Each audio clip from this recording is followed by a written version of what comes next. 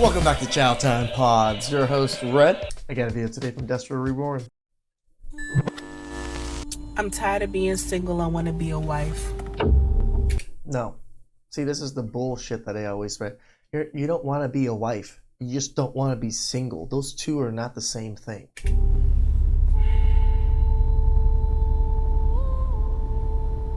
It is officially fall, which means it is also officially the start of what the unmarried call cuffing season, I'm told.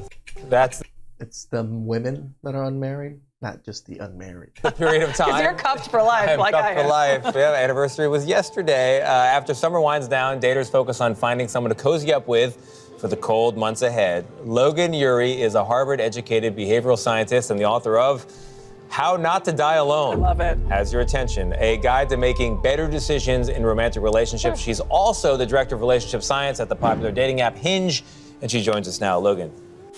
Well, it looks like This Hinge lady has been making her rounds, and I actually like what she has to say. CBS just deployed the Hinge asset, Logan, aka Dr. Feelgood, on the scene to serve modern women their annual dose of hope and high-grade copium. For the uninitiated, the original Dr. Feelgood was the man pumping JFK and Marilyn Monroe full of quote-unquote magic vitamins, aka pharmaceutical pick-me-ups. Fast forward to today, and Logan's here to perk up disillusioned leftovers and hot girl summer veterans with smooth talk, soft lighting, and just enough delusion to make it through the cuffing season. Because the winters are getting cold for the modern woman. Oh, winter is coming.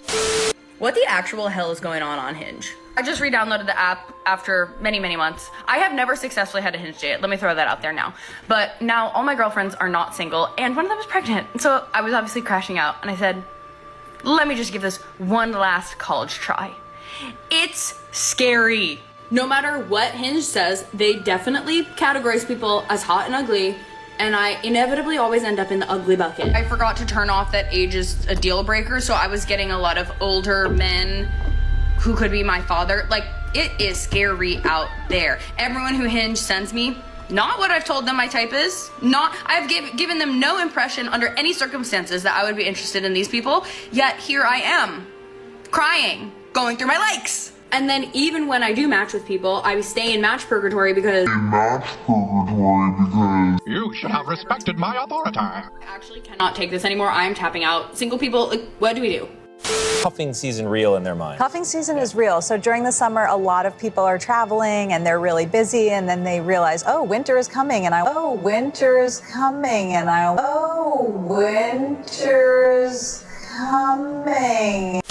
I don't know if you noticed, but this woman is dropping a lot of St. Kevin Samuel style jargon. Yep. Die alone, winter is coming. Your Grace feels some sort of Steve Harvey, Derek Jackson chicanery at play. Is this some type of Oh, is that it? Is it? psychological softening campaign for the strong independent woman? A dating app psyop? Nah, just some food for thought. What's even more interesting is how apps like Hinge seem to be pivoting. They're now nudging women to actually talk to the men that they match with. Shocking, I know. You see, many women have been using these apps not to date, but to chase that sweet dopamine hit of being chosen. Yep. It's digital smack, window shopping for validation, especially now that real-world male attention has dried up. Thanks to the hashtag #MeToo movement and men of creeps culture, most men have decided the toxic pH balanced juice isn't worth the street approach squeeze. Oh, that's good stuff. So Hinge adapted. In a last-ditch effort to keep the engagement metrics and stock price alive, they're now trying to make women interact. But this move by Hinge will drastically reduce the amount of male attention necessary to keep the copium Ponzi scheme afloat. Too little, too late. It is kind of a Ponzi scheme, isn't it? Because a lot of men and blue book wielders have already left the building. And let us not forget, it's those very men who were footing the bill for Hinge X and Plus. As we can see, men not only made up the majority of users, but also significantly outspend women when it comes to paid features. More proof that dating apps are dying a slow and agonizing death, as they should. Now look at how the propaganda agent Logan frames the switch up. Listen closely.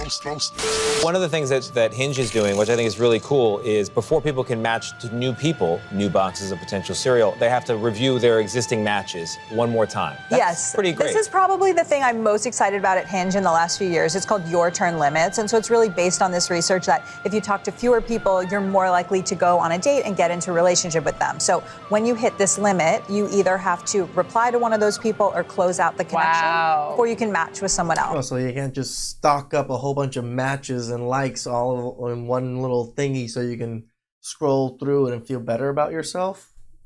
I guess is all right.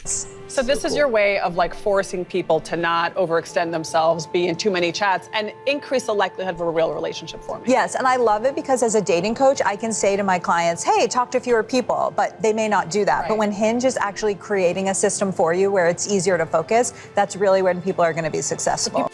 Translation. Hinge is forcing women to stop screwing around. This is why the great elders used to pick husbands for their daughters. They knew that women could not be trusted with such a responsibility. So now Hinge has to play daddy and force these women to pick men that are on their level. I mean, that's the key point right there. I'm gonna need you to prepare yourself while modern women hit the dating apps like women in prison looking for male pen pals. Hey, my name is Summer. I'm a freak and I like to fuck on the first date. So if you think you can keep up with me, add me 123812.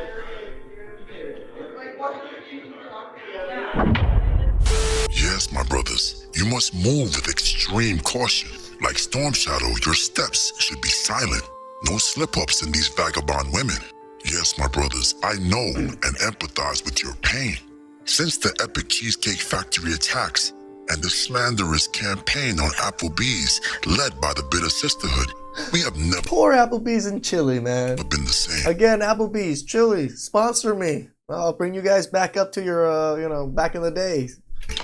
Your Grace can no longer pick up a juicy hamburger slider or a chicken wonton taco without having a flashback. For now, we clutch our Gucci wallets with a new fervor. No longer will we fund these long-belly hungry felines.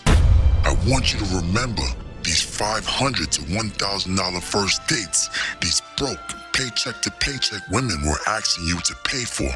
And this is one of the real reasons why dating apps are dying.